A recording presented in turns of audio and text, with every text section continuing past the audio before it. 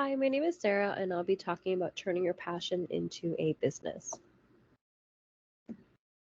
So, today we'll be going over the brand overview, the brand identity, research, product materials, marketing strategy, results and impact, and the final conclusion.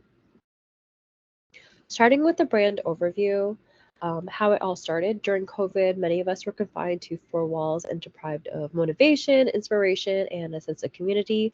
I was one of the many people who felt mentally exhausted from staring at a screen all day, and I felt that my creativity was internally screaming for me to fighting to be free. So one day I decided to find ways to decorate my space to be more comfortable, and I came across a wall hanging that I decided I could make myself. So diving headfirst, I searched for materials to buy and I watched some tutorials. Since I had some backgrounds and knowledge from previous other DIY projects, this came to me very easily, and from there on off, it took off. Um, I began creating more variations of home decor and accessories, and I decided it was time to start branding and giving my small business an identity.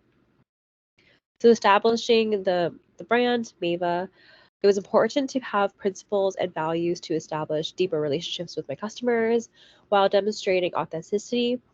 Figuring out what principles I wanted to have my brand to have was easy since I knew I wanted to focus on creativity, value, and sustainability. The products were meticulously crafted with precision and care, and ensuring that each of the pieces were crafted with love and passion. I wanted my brand to be committed to sustainability beyond the products and ingrained in the entire process from sourcing materials to responsibly minimizing waste in production.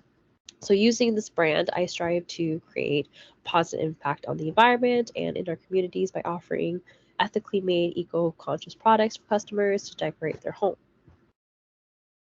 Starting and continuing on with the brand identity. I wanted to create a distinctive brand. So, in a saturated market, a unique brand identity sets Mava apart from other competitors, ensuring that it stands out and it remains memorable to its customers. This allows for recognition and also for customers to identify with Mava's products easily by building trust and credibility. Also, a distinctive brand creates more of an emotional connection with its audience as it communicates its values, personality, and its story. So, with the logo, the name Mava was a thoughtful process influenced by many inspirations.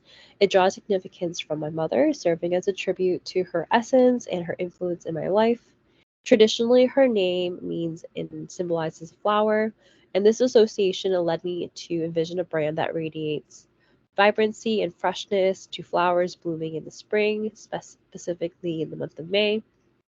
And another source of inspiration came from a girl's name, Meva, with French origin, and it carries a meaning that's heartfelt and that means welcome, resonating deeply with the ethos of Meva as we inspire to create an inviting space for everybody. And the combination of these inspirations gave the essence of what the brand is today, welcoming all to experience the beauty of our creations.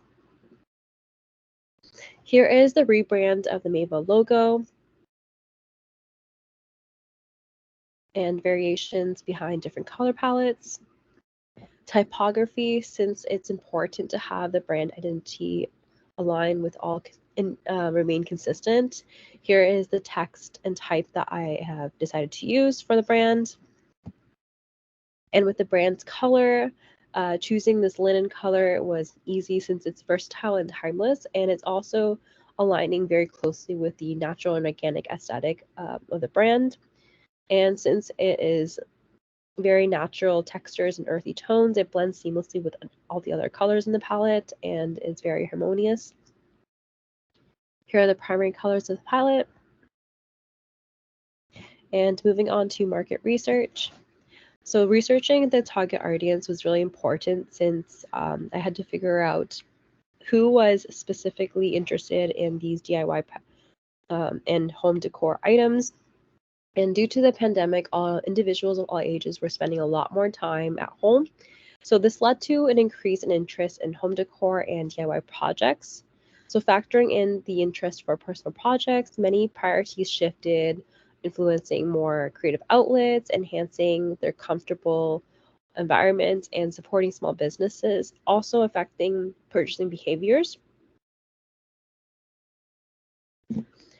To understand our competitors and moving on to the analysis of it, I had to do research on what kind of competitors had a similar business directly and indirectly in these categories to kind of rebrand and think about a strategy for this approach. So here are other competitors on a wide scale level. They're international, such as Anthropologie, West Elm, House of Knots.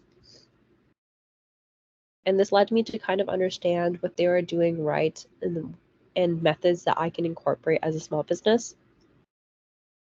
And next, I moved on to product research. So I experimented with different kinds of materials and different kinds of patterns to kind of figure out what kind of products I wanted to push out there as my brand, figuring out if I wanted to focus on just home decor or for accessories.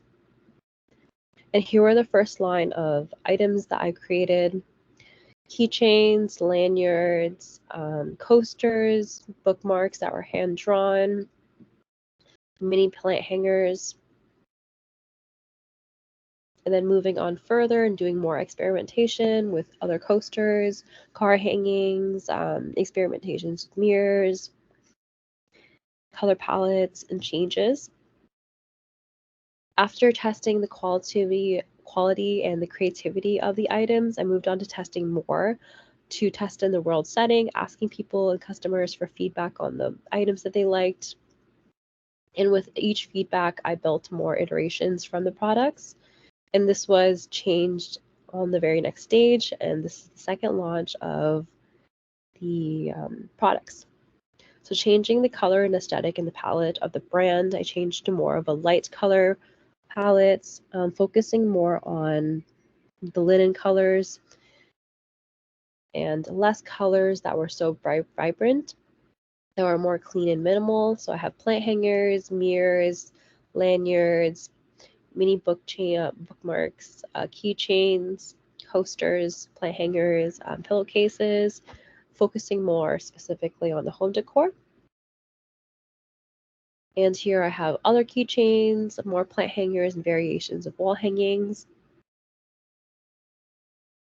And moving on to product materials, I wanted to make sure that I was sourcing from sustainable vendors and sustainable suppliers that share the same values as I do, since it was important that our values aligned. So I focused on finding vendors that were remaking their products in recyclable materials. And during the manufacturing process, I had to go make sure that each process was handled with care, making sure that it aligned with the packaging and the products before shipping them out to customers. And the marketing strategy for launching them afterwards was to build awareness and engaging with the customers and clientele base using social media posts and on a platform such as Instagram and Facebook. I could showcase all the unique and eco-friendly materials that we have and what we stand for. And this was engaged through comments, likes, shares, their feedbacks, anything that they've met with us, to showcase that they are committed to us. This helped build awareness. Also, leading on to small business collaborations, collaborating with other businesses in the community helped a sense of unity. It also gave a chance for Mava to grow as a business by engaging with new audiences and through partners. It was a way to kind of meet and greet other people and my customers face to face, which was really nice for everyone to kind of get to know each other and introduce what was offered, and have a chance for them to know me, the person behind the brand as well. Through the engagement of the community, I really did focus on getting their testimonies and getting their feedback, since it was really vital on what they liked in the products and what they liked in the brand as well. So it was nice to have this chance to connect with customers directly.